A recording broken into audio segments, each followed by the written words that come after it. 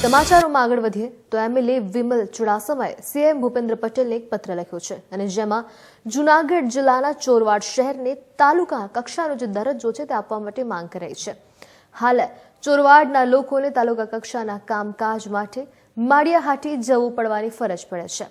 પત્રમાં વેરાવળ પાટણ સંયુક્ત નગરપાલિકાને મહાનગરપાલિકા બનાવવા પણ માંગ કરાઈ છે અને શું છે સમગ્ર વિગત તે સાંભળીએ।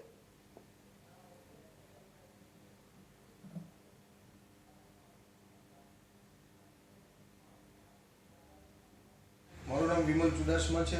હું સોમનાથના ધારાસભ્ય તરીકે સેવા આપું છું અને ચોરવાડ નગરપાલિકાના પ્રમુખ તરીકે પણ સેવા આપી ચૂક્યો છે। ત્યારે મેં એક પત્ર ગુજરાત રાજ્યના મુખ્યમંત્રી શ્રી ભૂપેન્દ્રભાઈ પટેલને લખેલો છે। એ પત્રમાં અમારી વર્ષો જૂની માગણી છે કે જૂનાગઢ જિલ્લાનું માળિયાહાટીના તાલુકો આવેલો છે, એમાં એકમાત્ર નગરપાલિકા છે એ ચોરવાડ નગરપાલિકા છે। ત્યાં અંદાજિત 20,000ની ઉપર મતદાન છે અને 50,000 જેટલી વસ્તી ધરાવે છે।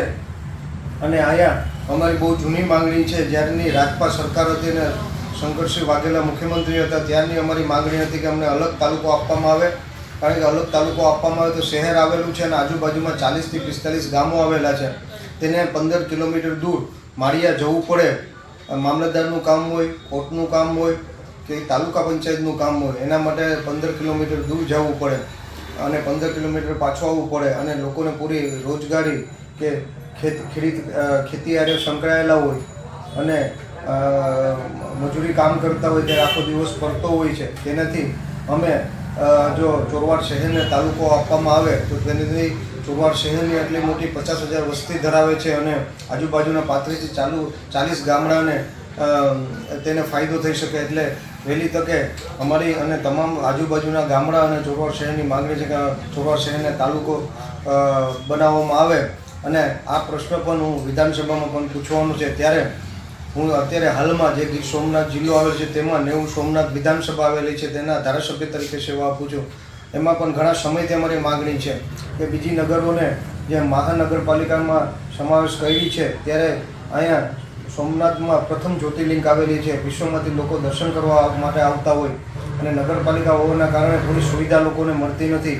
તો મહાનગરપાલિકા બનાવવામાં આવે તો વેરાવળ પાટણ ભીડિયા સંયુક્ત નગરપાલિકા છે ને આજુબાજુમાં મોટા પાયે ઓછી વિસ્તારો પણ છે જે તાલુકા પંચાયતમાં નથી આવતા કે નગરપાલિકામાં નથી આવતો, તો તેનો સમાવેશ કરવામાં આવે અને આજુબાજુ ગામડાઓને પણ મોટો ફાયદો થાય। મહાનગરપાલિકા થવાથી જે અત્યારે વેરાવળ શહેરમાં ગટરો ઉભરાય છે કે વિકાસના કામ જે ગતિથી થવા જોઈએ, જે લોકો પૂરા વિશ્વમાંથી આવતા હોય ને જે પ્રમાણે જે વિકાસ થવો જોઈએ એવો જરાય થતો નથી। મહાનગરપાલિકા બનવાથી વિકાસ થાય એટલે બીજી નગરોને મહાનગરપાલિકામાં સમાવેશ કરી છે તો સોમનાથને પણ મહાનગરોમાં સમાવેશ કરવામાં આવે છે, કારણ કે અત્યારે તો પરિસ્થિતિ એવી છે સોમનાથની મંદિરની આજુબાજુ ગલીઓ પર ગટરો ઉભરાતી હોય, વિશ્વમાંથી લોકો દર્શન કરવા આવતા હોય અને ગટરોમાંથી ચાલી અને જવું પડતું હોય એટલે મહાનગરપાલિકાનો દરજ્જો આવે તો પૂરા સોમનાથ વિસ્તાર આજુબાજુના ગામડા અને આજુબાજુના ઓછી વિસ્તારને મોટો ફાયદો થાય, મોટો વિકાસ થઈ શકે અને સોમનાથનું નામ પૂરા વિશ્વમાં છે